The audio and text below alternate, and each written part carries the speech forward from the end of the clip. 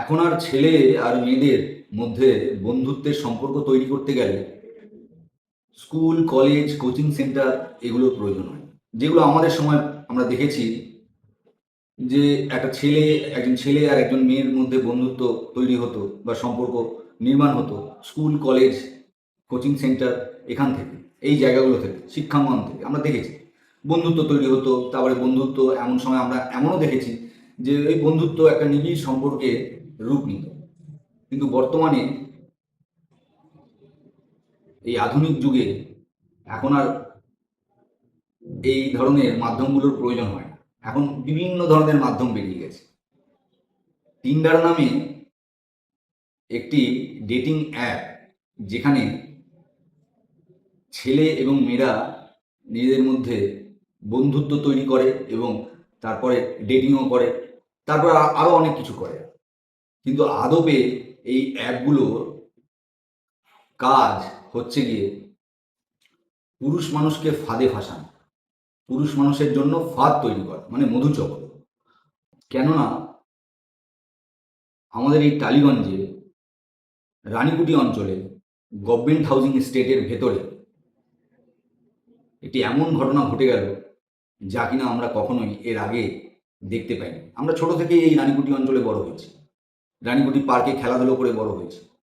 ছোটবেলার পুরোটা কেটেছে রানীকুটি পার্কে খেলাধুলো করে, বন্ধু বান্ধবের সাথে রানীকুটি পার্কে আড্ডা মেরে, গল্পগুজব করে, বিভিন্ন ধরনের খেলা, সে লুকোচুরি হোক, কাবাডি হোক, ফুটবল হোক, ক্রিকেট হোক, ব্যাডমিন্টন হোক, ভলিবল হোক, এই সব ধরনের খেলা খেলে আমরা এই রানীকুটি পার্কে সময় কাটিয়েছি। এবং তারপরে খেলা হয়ে গেলে বন্ধু বান্ধবরা বসে গল্পগুজব করেছি, আড্ডা মেরেছি, এইভাবেই কেটেছে। কিন্তু বিশ্বাস করুন, কোনোদিনও এই ধরনের ঘটনা আমাদের চোখের সামনে উঠে আসে, যেটা এই কয়েকদিন আগে উঠে আসে। যেই ঘটনা কয়েকদিন আগে ঘটে গেল, এই টিন্ডার অ্যাপের মাধ্যমে কয়েকজন মেয়ে ছেলেদের সাথে বন্ধুত্ব পাতিয়ে এই রানীকুটি ক্যাম্পাসের ভেতরে একটি বাড়ির মধ্যে একটি ক্যাফে খুলেছে। তার মধ্যে ওই মেয়েরা, মানে ওই ক্যাফের মেয়েগুলো আর কি, যারা এই টিন্ডার অ্যাপের সাথে যুক্ত, এই ধরনের অ্যাপগুলোর সাথে যুক্ত, তারা ছেলেদের সাথে বন্ধুত্ব করে, তাদের সাথে কথা বলে, ফোনের মাধ্যমে কথা বলে তাদেরকে সেই ক্যাফেতে নিয়ে আসে। ক্যাফেতে নিয়ে এসে দুটো হুক্কা, দুটো রেড বুল আর কিছু স্ন্যাক্স, সামান্য কিছু স্ন্যাক্স, এই দিয়ে বিল করে দেয় প্রায় 11,000 টাকা, 10,800 টাকা। ভাবতে পারছেন, দুটো হুক্কা, যেটা কিনা একটা 5 স্টারেও যদি কেউ হুক্কা খেতে যায় তাহলেও এত টাকা বিল হয় না। আমি চেক করে দেখেছি, গুগলে চেক করে দেখেছি যে 5 স্টারেও হুক্কার দাম 1,500 টাকার বেশি নয়। তো সেখানে এই টালিগঞ্জের একটি, মানে প্রাইভেট এরিয়ায়, মানে রেসিডেন্সিয়াল এরিয়ায়, মানে যেখানে মানুষেরা বসবাস করে, সেই এরিয়ায় একটি বাড়িতে গ্রাউন্ড ফ্লোরে একটি হুক্কা ক্যাফে খুলেছে। সেখানে মেয়েরা এইভাবে ছেলেদেরকে ফাঁদে ফেলে নিয়ে আসছে। তারপরে দুটো হুক্কা, দুটো রেড বুল এবং কিছু স্ন্যাক্স দিয়ে বিল করছে 10,800 টাকা, মানে ওই 11,000 টাকা। তো যেই দিন এই ঘটনাটা ঘটেছে, মেইন ঘটনাটা ঘটেছে, যেটা নিয়ে আমি আপনাদের সম্মুখে আলোচনা করবার জন্য এসেছি, তার আগের দিনও এই একই ঘটনা ঘটেছে, কিন্তু সেটা আমরা জানতে পারি।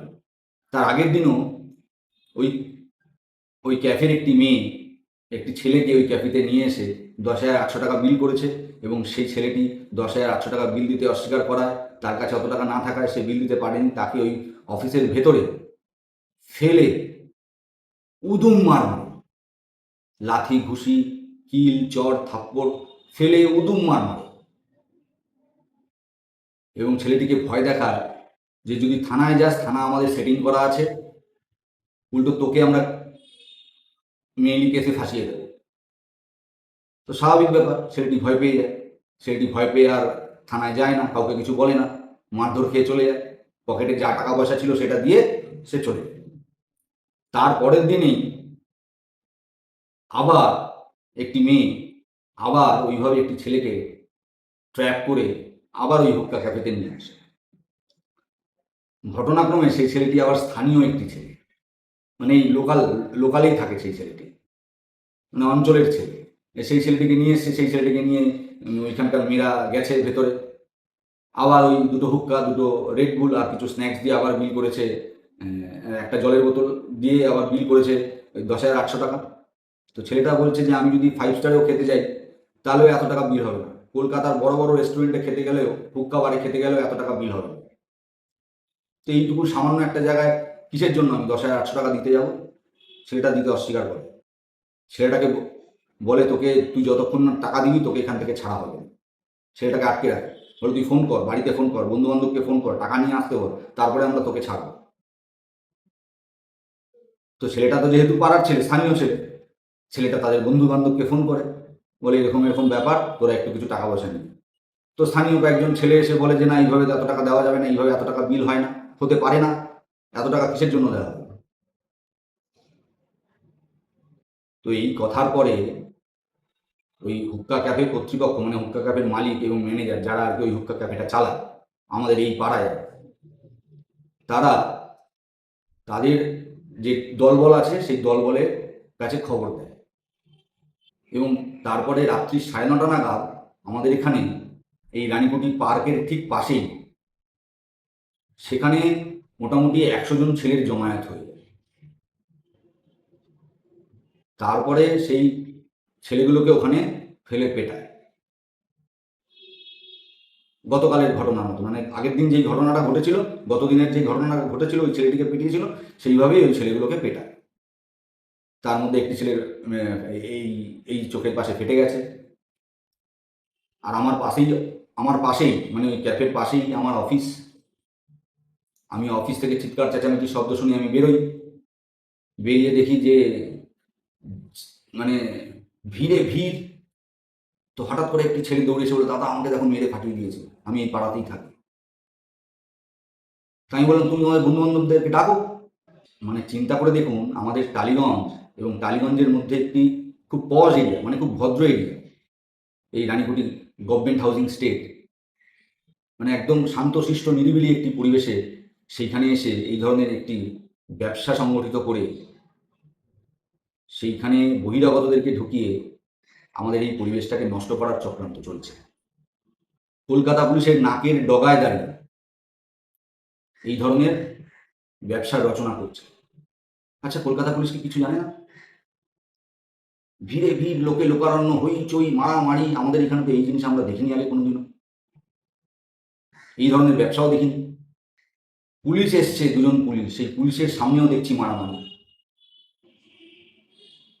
আবার তার কিছুক্ষণ পরে দেখলাম একটি স্করপিও গাড়িতে করে আমাদের টালিগঞ্জের যিনি বিধায়ক অরূপ বিশ্বাস মহাশয়, তার অতি ঘনিষ্ঠ, আমি জানতাম না, তাদেরকে চিনতামও না, আমাদের এই পাড়ারই একজন মহিলা, তার নামটা আমি বলছি না,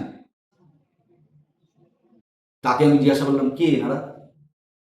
ওই স্করপিও করে যারা এসেছিলেন, দেখলাম নামলাম এবং ওই দিদিকে বললেন আমরা এসে গেছি, চিন্তা করো না, সব ঠিক করে দেবো। তারা আসলেন, দেখলাম ওই আর কি একদম হাট্টা কট্টা চেহারা, 2জন আসলেন, হাতে মোটা সোনার চেন, গলায় মোটা সোনার চেন, দেখেই বুঝে গেলাম যে তারা আর কি শাসক দলের কেউ। তো আমি জিজ্ঞাসা করলাম দিদিকে, দিদি এনারা কারা? বললো এই এরা আমরা অরূপ বিশ্বাসের একদম ডানাত ভাই, অরূপ বিশ্বাসের খুব ঘনিষ্ঠ, তৃণমূলে। তারপরে তারা গেলেন ওই বাড়ির সামনে, যেই বাড়ির সামনে এই ঘটনা ঘটছে। তো দেখে দেখে কিছুক্ষণের মধ্যে চলে আসলেন, মানে মিনিট 2 থেকে 3 চলে আসলেন, চলে এসে আবার গাড়িতে বসে চলে গেলেন। তারপরে আর তাদেরকে দেখি, তারপরে তাদের আর টিকিটিও পাওয়া যায়নি। তাদের টিকিটা থাকবেই বা কেন? কেননা তারা তো সবই জানেন। জানেন কারা এসেছিল ওই দিন? খিদিরপুর থেকে ছেলেরা এসেছিল, পিকনিক গার্ডেন থেকে ছেলেরা এসেছিল, ট্যাংরা থেকে ছেলেরা এসেছিল, কুষ্টিয়া থেকে ছেলেরা এসেছিল ঝামেলা করতে আমাদের এই টালিগঞ্জের মতন একটি শান্তশিষ্ট অঞ্চল, যেখানে আর কি বাঙালিরা শান্তিতে বসবাস করে। সেখানে খিদিরপুর, কুষ্টিয়া, পিকনিক গার্ডেন, ট্যাংরা, এইসব জায়গা থেকে ছেলে এনে ঝামেলার সৃষ্টি করা হচ্ছে, মানে পরিবেশটাকে অশান্ত করার চেষ্টা হচ্ছে। এবং কি ধরনের ব্যবসা শুরু করেছে চিন্তা করুন। পুলিশ দরজা ভেঙে যে সকল ছেলেরা ওইখানে ছিল তাদের চোখের সামনে, মানে স্থানীয় যে সকল ছেলেরা ওইখানে ওই দিন ঝামেলার মধ্যে জড়িয়ে পড়েছিল, তাদের চোখের সামনে পুলিশ দরজা ভেঙে বেশ কয়েকজন মেয়েকে বের করেছে অসংলগ্ন অবস্থায়। এই তো অবস্থা। এবং ভেবেছিলাম এই খবরটা মিডিয়ায় প্রকাশ পাবে, কিন্তু দেখলাম আমাদের তথাকথিত পেইড মিডিয়া এই নিয়ে একটি শব্দ উচ্চারণ করল না, এক কলমও লিখল না। কেনই বা লিখবে? কেননা তারা তো ওই বিজ্ঞাপন পায়। এই ধরনের খবরগুলো লিখলে তো প্রশাসনের ব্যর্থতা, সরকারের ব্যর্থতা, তাহলে তো বিজ্ঞাপন বন্ধ হয়ে যাবে। এই বিজ্ঞাপন বন্ধ হয়ে যাওয়ার ভয়ে, রোজগার বন্ধ হয়ে যাওয়ার ভয়ে আজকাল মিডিয়াগুলো সত্য খবরগুলো মানুষের সামনে তুলে ধরে। এই তো পশ্চিমবাংলার বর্তমান পরিস্থিতি। কিন্তু মিডিয়া চেপে গেলেও আমরা এই খবর আপনাদের সামনে চাপা থাকতে দেব। আমাদের সামনে যেই ঘটনা উঠে আসবে, মিডিয়া চাপলেও, তথাকথিত পেইড মিডিয়া চেপে গেলেও আমরা সেই খবরগুলোকে আপনাদের সামনে তুলে ধরব। কেননা আজকে টালিগঞ্জে যেই ঘটনা ঘটছে, সারা পশ্চিমবাংলায় এই একই ঘটনা রচিত হচ্ছে। প্রত্যেকটা জায়গায় এই ধরনের ঘটনা আমরা চোখের সামনে দেখতে পাচ্ছি, আর মিডিয়া চেপে যাচ্ছে। ডিজিটাল প্ল্যাটফর্মে আমরা বেশ কিছু ঘটনা দেখতে পাচ্ছি যেগুলো কিনা মিডিয়ার থেকে আমাদের পাওয়ার কথা, আমরা সেগুলো পাচ্ছি না। আর এই হচ্ছে সেই হুক্কাবার ক্যাফে কাপেল জোন। কী করে যে একটি রেসিডেন্সিয়াল অঞ্চলে পুলিশ প্রশাসন এই ধরনের বার চালানোর অনুমতি দেয় সেটাই পরিষ্কার হতে পারছি না। কেননা রেসিডেন্সিয়াল জায়গায় এগুলো পুরোপুরি অবৈধ। তাহলে কি লোকাল থানা মাসোয়ারা পায়? আর এখন যাকে দেখবেন সেই ছেলেটি হচ্ছে সেই বহিরাগত ছেলেগুলোর মধ্যে একজন। এমন তিনজনকে ধরে স্থানীয়রা গল্ফগ্রিন থানার পুলিশের হাতে তুলে দিয়েছে। আমরা এমনও শুনেছি যে স্থানীয় ছেলেদেরকে ওই বহিরাগত ছেলেরা যারা এসেছিল দল বেঁধে এই টালিগঞ্জের বুকে ঝামেলা করতে, ভিড় করে ঝামেলা করতে, তারা এই স্থানীয় ছেলেদেরকে এই ধরনের থ্রেটও দিয়েছে যে আমাদের এই যে গভর্নমেন্ট হাউজিং এস্টেট আছে তার দুটো গেট আছে, তারা বলছে ওই খিদিরপুর থেকে আগত ছেলেরা, ওই পিকনিক গার্ডেন থেকে আগত ছেলেরা, তারা বলছে যে এই দুটো গেট বন্ধ করে তোদেরকে পেটাবো, তোদের কোনো বাবা বাঁচাতে পারবে না, কোনো বাবা বাঁচাতে পারবে না। ভেবে দেখুন, মানে বাঙালি ছেলেদেরকে ওই খিদিরপুর অঞ্চলের ছেলেরা আর এই ট্যাংরা, কুষ্টিয়া এবং পিকনিক গার্ডেন অঞ্চলের ছেলেরা দুটো গেট বন্ধ করে পেটাবে, এবং পুলিশের সামনে তাদেরকে মেরেওছে। পুলিশ সংখ্যায় কম ছিল তার জন্য চলে গেছে, পরে পুলিশ ফোর্স নিয়ে এসে পুলিশ ওই ক্যাফেটিকে সিল করেছে। আমি বুঝতে পারি না যে এই পরিবেশে, এই ধরনের এতটা শান্তশিষ্ট পরিবেশে আমাদের এই অঞ্চলের বাড়ির মালিকেরা কাদেরকে ভাড়া দিচ্ছেন একটু দেখবেন না ভালো করে, যে আপনারা কাদেরকে ভাড়া দিচ্ছেন? আপনারা ভদ্রলোককে ভাড়া দিচ্ছেন না ক্রিমিনালদেরকে ভাড়া দিচ্ছেন? ব্যবসা হচ্ছে না সেখানে ব্যবসার নামে অন্য কিছু হচ্ছে, এগুলো আপনারা একটু দেখবেন না? বাড়িওয়ালাদেরকে বলছি। আর কলকাতা পুলিশের নাকের ডগায় দাঁড়িয়ে এই জিনিস ঘটে যাচ্ছে, কলকাতা পুলিশ দেখবে না? কলকাতা পুলিশ তো আমরা দেখতে পাই এখন, কলকাতা পুলিশ তো একটা কোন বাড়ির কোনায় কোনো পিন পড়ে আছে কিনা সেটা খুঁজতেও কলকাতা পুলিশ চলে আসে। কোনো বাড়িতে গাঁথনি হচ্ছে কিনা, কোনো বাড়িতে রিপেয়ারিং হচ্ছে কিনা, কোনো বাড়ির মালিক একটা ঘর করছে কিনা সেটা দেখতেও কলকাতা পুলিশ চলে আসে, যেটা কলকাতা পুলিশের কাজ না, কর্পোরেশনের কাজ।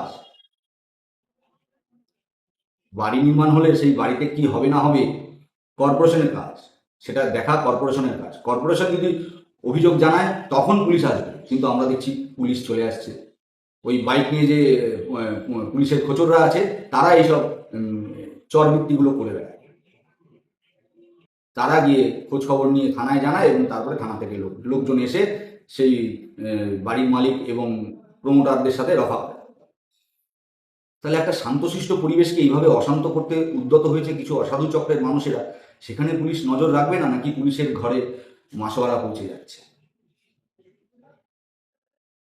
নাকি পুলিশের ঘরে মাসোয়ারা পৌঁছে যাচ্ছে, তার জন্যই পুলিশ এই বিষয়ে নজর দিচ্ছে না, এসেও আর কি ওই জিনিস দেখে আর কি না দেখার মতন করে চলে যাচ্ছে, এবং তারপরে আর কি ওই লোক দেখানো সিল করে যাচ্ছে। আমাদের এই টালিগঞ্জে বিধায়ক অরূপ বিশ্বাস, তার বিধানসভায় এই জিনিস হচ্ছে। অরূপ বিশ্বাস দেখবেন না? ওনার দায়িত্বের মধ্যে পড়ে না এগুলো? তৃণমূল কংগ্রেস দেখবেন না? তৃণমূল কংগ্রেসের স্থানীয় নেতৃত্ব দেখবেন না? তাদের দায়িত্বের মধ্যে পড়ে না যে অঞ্চলে অঞ্চলে কি হচ্ছে? আমি তো মনে করি এই জিনিসগুলো দেখার কাজ প্রত্যেকের তৃণমূল কংগ্রেস নেতৃত্বের, স্থানীয় নেতৃত্বের, বিধায়কের, কলকাতা পুলিশের, আমাদের রাজ্য সরকারের, অথচ তারা নির্বিকার। কেননা একটা বিশেষ গোষ্ঠীর লোকজন তো এই ব্যবসাগুলোর সাথে জড়িয়ে আছে না, তারা দেখবেন কেন? ওই খিদিরপুর থেকে ছেলেরা আসছে, যা দেখে পুলিশ প্রথমে চলে যাচ্ছে, তৃণমূলের নেতা নেত্রীরা চলে যাচ্ছে, তো এই তো দেখছি। যাক, এই ঘটনাটা আপনাদের সামনে তুলে ধরলাম। যদি কিছু বলার থাকে অবশ্যই কমেন্ট বক্সে কমেন্ট করে বলবেন। আজকের মতো এখানেই বিদায় নিচ্ছি। সবাই সুস্থ থাকবেন, ভালো থাকবেন। জয় হিন্দ, বন্দে মাতরম। বাঙালির চৈতন্য হোক। জানি না কবে বাঙালির চৈতন্য হবে, কবে বাঙালি ঘুম থেকে জেগে উঠবে, কবে বাঙালি যে জেগে ঘুমিয়ে থাকা ঘুম থেকে জেগে উঠবে জানি না। আমরা আমাদের মতন করে সেই জেগে ঘুমিয়ে থাকা বাঙালিদেরকে জাগানোর চেষ্টা করছি। আমরা আশা করব বাঙালির চৈতন্য হবে। এই আশা নিয়ে আজকের মতন বিদায় নিচ্ছি।